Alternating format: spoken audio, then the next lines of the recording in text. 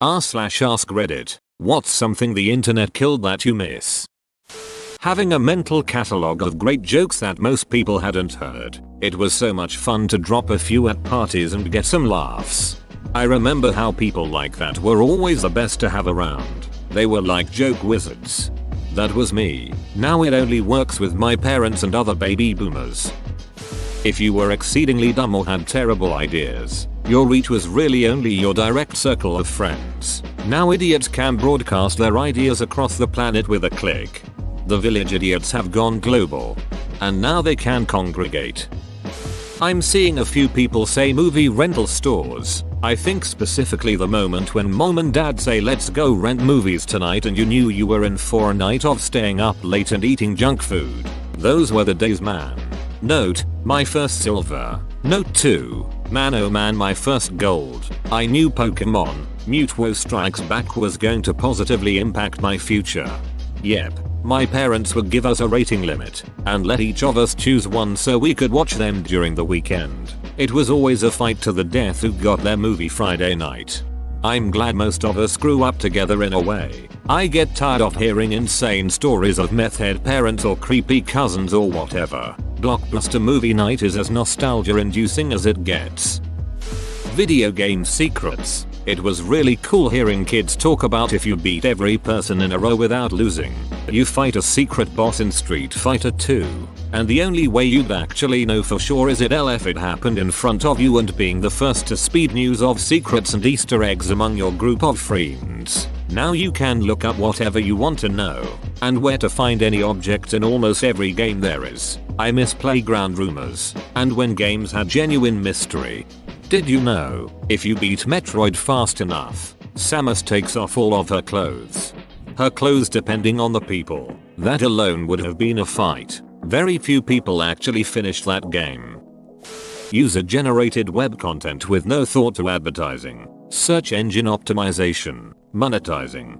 SEO is an industry I would love to see die in a fire. It has the worst incentives. It encourages people to make garbage content stuffed with keywords and other tricks. I've seen people here on Reddit complain about how recipe sites have lots of bullshit fluff content. That is entirely due to SEO. It also encourages an entire scam industry of people who claim to know all the new tricks whenever Google decides to change their opaque processes algorithms. I've seen small business owners fork over thousands of dollars for SEO. Yes, screw SEO. Edit. Had no idea people would feel so passionately about SEO. I have received roughly the same number of responses defending SEO as responses saying it needs to go DIAF. I won't dispute that there are honest and reputable people out there who do SEO as part of their job.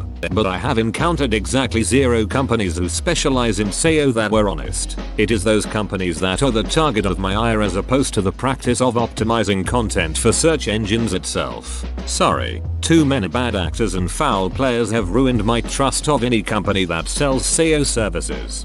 I maintain some sites where I work. The marketing area gives up a few points on SEO. Just the standard ones, like keywords, page title, H1, H2, H3 etc. We do not really use tricks ourselves. I read many travel sites, and you get these pages that give vague general information that isn't really of any use. Then at the bottom of the page, links to commercial tours, agencies, etc. A lot of travel pages do waffle on, which I find annoying. I wish they would just get to the point. Open bracket. Except their point is probably to sell you stuff. There is now a work culture of always being reachable by email or text for whatever happens. A lot of places expect you to be pretty much on call even when you're not at the office anymore. I worked at an ad agency where days off sometimes didn't even feel like that, because I would still be getting emails about things and was expected to be checking them. There should be some level of balance between work and personal life, and I feel like that is fading because so many places are adapting this type of culture, especially startups. I used to work at an accounting firm where that was the expectation. Never again. That shouldn't be acceptable. It isn't at my office. I'd never be okay with the boss calling me after work hours except in very rare circumstances. Got to have a work-life separation. France, I think looking at making that illegal. Saturday morning cartoons. As I get older, I realize the ritual of a thing is just as important as the actual thing itself. It's not just about the cartoons. Watching them as an adult, many of the cartoons from the 80s and early 90s were terrible. Rather, it was the event of Saturday morning cartoons that I miss. My daughters can watch whatever they want whenever they want to watch it. They don't know what it is like to have to wait for a week for a new episode. They usually just binge their shows whenever they want. If my kids want to spend the entire weekend watching My Little Pony, they can. And they can do it the week after. 2. They don't know what it is like to miss an episode of Power Rangers because it was now scheduled at 7 AM instead of 6:30 and I had to leave for school. They also don't have to watch TV together. They can just watch whatever on their phones or tablets or on the TV in the living room. Nothing, except my wife and I, stop them from consuming the specific entertainment that they want. Edit. A stray period was bugging me. Saturday morning cartoons. As someone who grew up in the 70s and 80s, you said it. I was always up before cartoons came on. At 7 o'clock, there was some kind of animal show on at 6 AM. Then at 6:30, In the News came on. At 7 AM, The Super Friends came on. When that was over, I changed over to ABC to watch Scooby-Doo. Saturday morning cartoons were great. You couldn't see them any other day of the week. If you missed them, you had to wait a whole week before it was back on. Same thing with the holiday specials. If you missed it, you had to wait an entire year before you could see it again. No VCRs or anything to record it. You just had to wait. The Halloween cartoons were the ones I liked the most. It just wasn't Halloween unless you saw It's the Great Pumpkin, Charlie Brown and Disney's Legend of Sleepy Hollow. Man, I miss those days. Don't forget Kung Fu Theater. Late Saturday morning to early afternoon. My dad says he misses having arguments with friends which could only be resolved by phoning whoever was most knowledgeable on a subject. E.g., did you know lightning travels upwards? No, it goes down. Let's phone your dad. He's a meteorologist. I miss that, the sense of wonderment and imagining how something could work. Now, I can instantly end it with a search. I also miss the simplicity of doing something. For so many things, I find myself researching the multitude of ways to tackle something and feeling overwhelmed. Before, it would be one way, from a book. Yep, so many good conversations lost to just Google it. Just going over to your friend's house or the park unannounced to see if they were there and hang out. I miss this. When you had to physically go hunt your friend down and link all the clues you had together. Like, well, her mom said she left for the corner store like 10 minutes ago, but her bike is parked at the river so she probably took X path to get there and blah blah blah until you found them, lol. Now if you try to do this, you just find out they're busy with something else, or they get weirded out like you're trying to stalk them.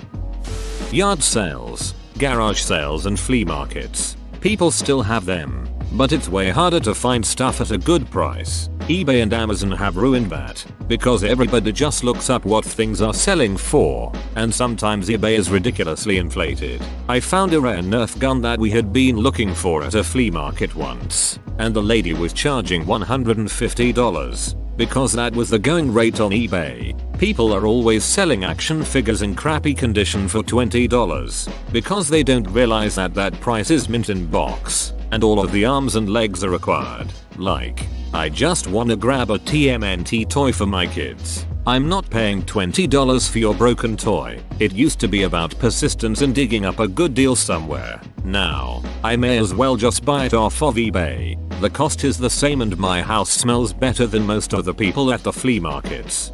People throwing garage sales don't seem to understand that garage sales are meant for getting rid of unwanted stuff. Getting money for it is just a bonus. You need to price that stuff at the point where you get a little something, but it still flies off the table or you gotta be open to haggling. If you want top dollar, go on Craigslist, price it fairly, and drop the price gradually until it's gone.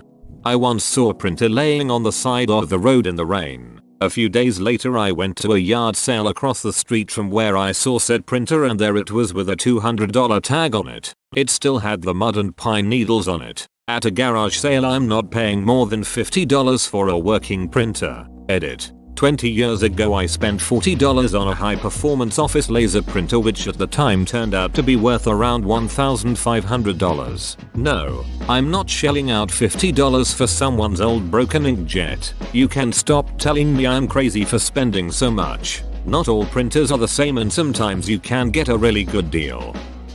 At Disneyland, after you had ridden on the Haunted Mansion ride, you could ask a member of staff to provide you with a special secret death certificate to say that you died on the ride. Obviously it's not legally binding. It was a secret, but when I was younger and visited Disneyland my mother heard someone request it, and after asking them about it, then we all got one.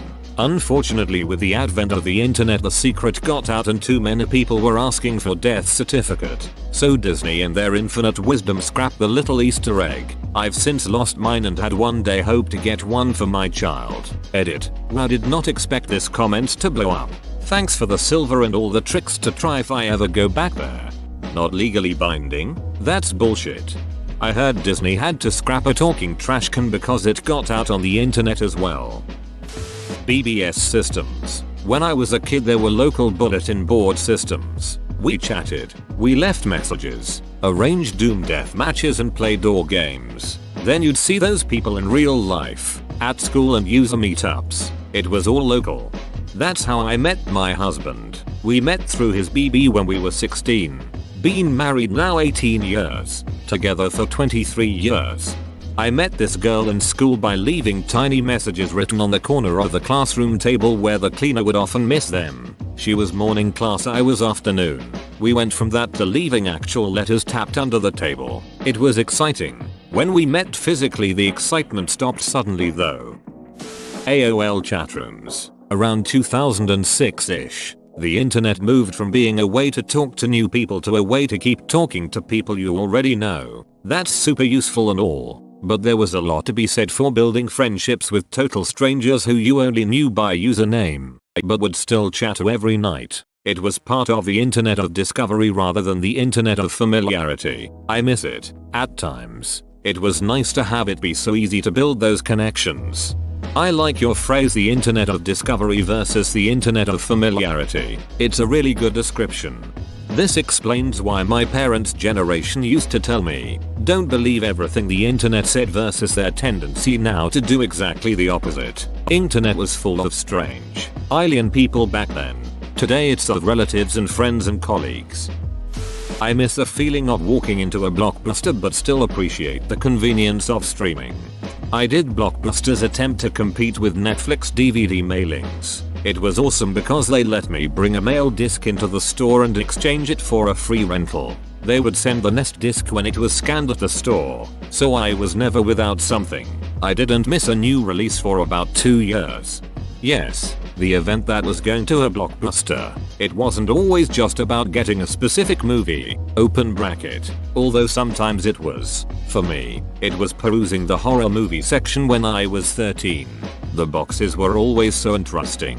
Then you would find that one movie, the perfect movie, then the ritual of holding it while you continue to look, carrying it home with the anticipation of watching this specific video cassette that you picked out. That was the best. Then, when I met my now wife, we would spend forever debating the right movie to watch. We will pitch our choice and wander around forever until we found the perfect movie for date night. With so many movies available at my fingertips with no waiting or extra cost even, I just don't find myself watching or enjoying movies as much. Maybe it's just me, and I've changed, but I do miss the ceremony and ritual that was involved in renting a movie.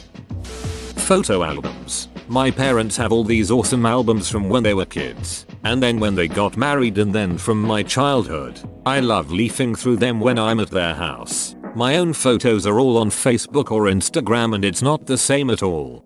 Snapfish, Walgreens, etc. let you get prints of digital photos. They aren't always as detailed as 35mm prints but work pretty well. The first time my girlfriend was like, I'm gonna go to Walmart and print off these pictures so we can hang them up, it blew my mind. I hadn't ever really considered showing off some of the fun times we had been having. Now the house is filled with fun memories. I miss when concerts didn't have a sea of people filming a video from their phone. I remember Paul McCartney complained about this recently. I think when he had a show at the Cavern Club he politely requested no cell phones and someone still took theirs out. Wish I was old enough to experience one without them. Edit. Here's the story I was talking about. It was great. A sea of lighters and slow songs has so much more warmth and glow than cell phone lights. Like many people, I'm often nostalgic for the feeling of brick and mortar rental stores. I can't describe the joy I felt walking into a Blockbuster on a Friday night hoping the new movie I wanted to rent wasn't sold out, and getting overpriced movie snacks while waiting in line.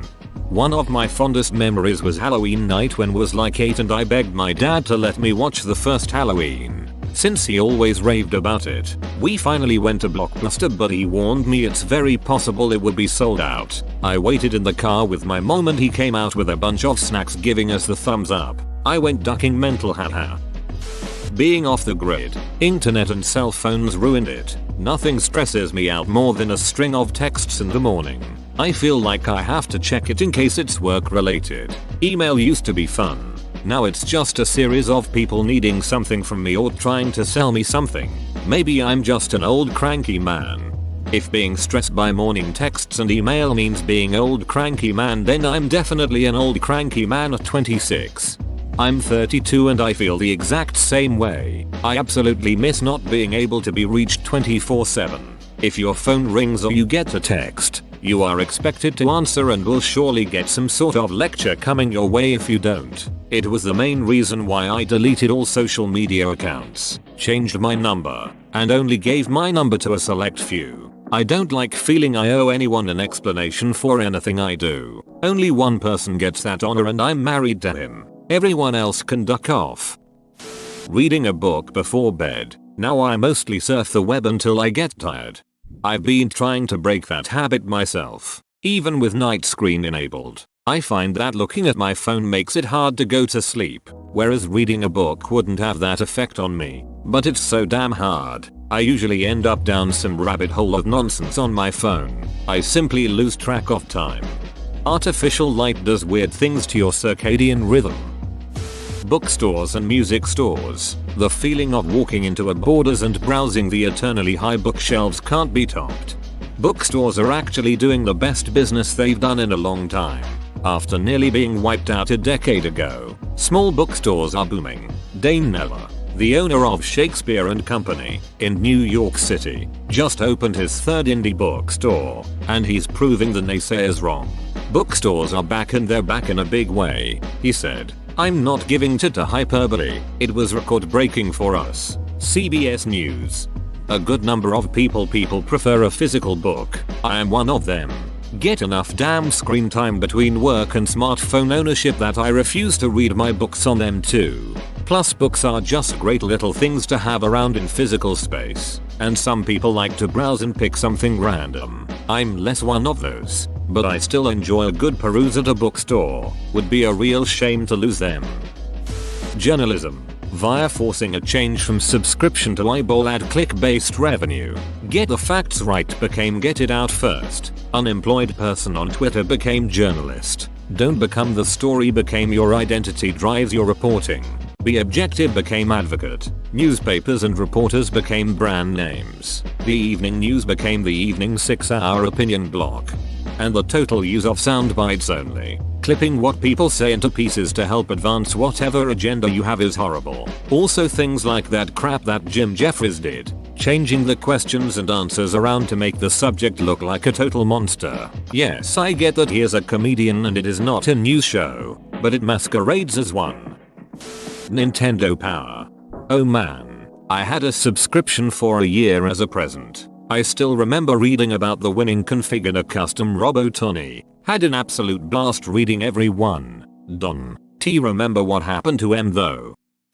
This weekend my wife and I went apartment hunting in a super rural area that had no listings posted online. We popped into a real estate office and talked to someone there about apartment rentals. They just sold houses, but they gave us a few names and numbers of friends they had that did rentals. One was the owner of a lumber supply shop.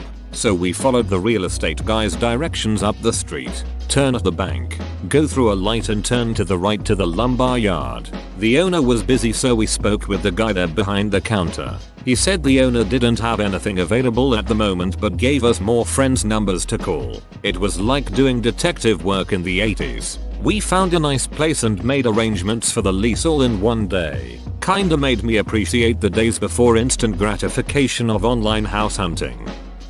Reading. I used to read almost one book per day as a child. Now I have a lot of trouble focusing and I rarely finish a book even though I find it interesting. AFV. Yeah, the magic of that show was lost when you could just go into the internet to see funny videos. Quite a few things I could mention. Going to the mall, privacy, etc. But I really miss going to the store to buy an album I like. I loved record stores. I still like buying the CD because it contains artwork and there's just something special about having an album in your hands that you've been waiting years to listen to. Now everything is on iTunes or Spotify. It seems more impersonal than it should. Event planning announcements didn't rely on Facebook. I mean, social media was in full swing by the time I was 19, so I only speak of teenage childhood memories, but I feel like when event planning involved phone calling, texting, and speaking to each other face to face, you really had mutual connection from people who were as into the idea as you were. Nowadays someone ticks that damn maybe interested or yes button or says oh sweet I'll get back to you on Messenger, and that's the last you hear from them until they don't show anyways. And yes, I'm bitter from being on the receiving end of many people doing that. I really miss Minecraft before it was memed. It was such a wholesome game that I honestly loved playing when I was younger. It hasn't stopped being a wholesome game. There's just way more stuff in it now. Shame. People jump on and are just complete duckwords and never have to deal with the consequences. If people had to look someone in the face, they mostly wouldn't spout the shit that they do. People were dipshits back in the day too. There's just no record of it. But trust me, I remember being able to avoid spoilers for big movies. Not having access to literally all the information. By that I mean I love that there is a wealth of knowledge at my fingertips, but there's also a lot of garbage, noise, and information that I just don't need to know. Imagination is dying. It's good for the brain to get bored and wander and think and imagine. Porn mags being randomly discarded in public places. Finding one as teen was like an epic loot drop. My social life. Shortwave radio. Every day and night you could tune in pretty much every country on the planet, and there were even published guides, like TV Guide. I had so much fun trying to tune in stations all around the world and putting pins in my world map for all of the ones I managed. Conditions vary a lot based on day or night, frequency, solar conditions, etc. And you could also write to the stations with a report and get postcards and pennants and other swag from them. It all started dying in the 2000s once the internet meant you could find info about everyone everywhere. I found my old shortwave radio a year or two ago. From Radio Shack, another thing I miss. And you can still get some stuff, but the bands are dead for the most part. It's sad that magic is gone, comma. The Radio Star. Mystery in video games. I feel like playing was more meaningful without wikis and guides readily available. This especially applies to MMOs, knowing the game used to be a really great featuring. The stock market. It used to be a great place for people who could do some quick math. Now it is a game of computers bidding and selling within fractions of seconds and well-dressed guys with connections who hit the buttons. Turns out computers are good at doing quick math. It seemed to me that there was a lot less obnoxiously narcissistic people, probably because before Instagram, YouTube and Vine, not everyone could be famous. The excitement of waiting for a certain CD to come out, going to the store to buy it on that day, getting it home, and listening to it on repeat while studying the liner notes. Whoa, you made it to the end? You're a ducking beast. I'll cut you a deal. Smash like and subscribe for more curated content, bruh. It's free and that's a great price.